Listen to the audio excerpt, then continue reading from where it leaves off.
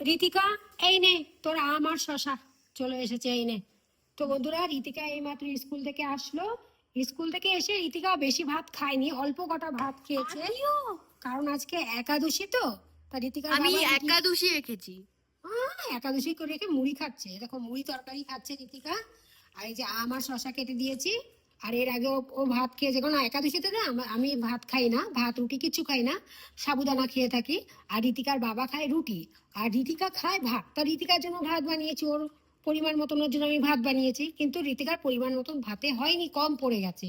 একটা ছোট বাটিতে বলছে পরিমাণ, টুকু বলছে পরিমাণ। তা তাই তো বলছি, তোমার ভাতে কম পড়ে গেছে, তুমি স্কুলে নিয়ে গেছো, আর স্কুলে নিয়ে গেছো, স্কুলে খেয়ে গেছো, তাতে কম পড়ে গেছে, তার জন্য তো তোমাকে এখন আমি মুড়ি তরকারি আম এগুলো কেটে দিলাম।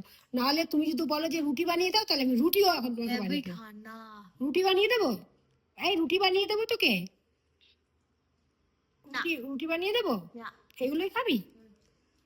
তার জন্য এটাই খাচ্ছে, কারণ ওর একার পরিমাণে ভাত রান্না করা টা মানে আমার আজকে কম পড়ে গেছে। ওই স্কুলে খেয়ে গেছে, বাইরে থেকে খেয়ে গেছে, স্কুলে নিয়ে গেছে, স্কুলে খেয়েছে, তারপরে এসেছে ভাত খাবে, সেখানে অল্প কটা কম পড়ে গেছে।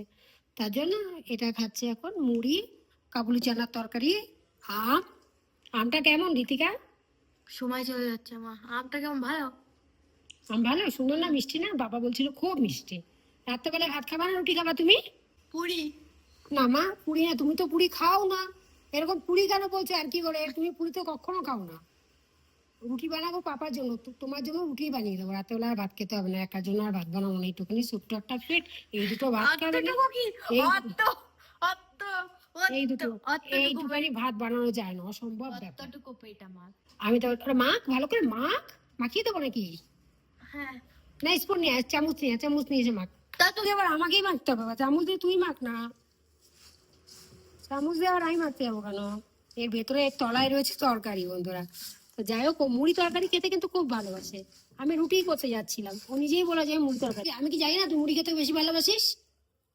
জানো বলেই তো বলছি, যা বলছো কি আমি বললাম। না, তুই খেতে ভালোবাসিস তো এটা। হ্যাঁ। ও মুড়ি তরকারি খেতে বেশি ভালোবাসে বন্ধুরা, তাই আমি বললাম তুই মুড়ি তরকারি খাবি? ও বললো হ্যাঁ, শুনেই তো লাফ দিয়ে উঠলো, না না রুটি করতে হবে না, আমাকে মুড়ি তরকারি দাও। তাই দিয়ে দিলাম ওকে মুড়ি তরকারি, আমি শশা আর আম।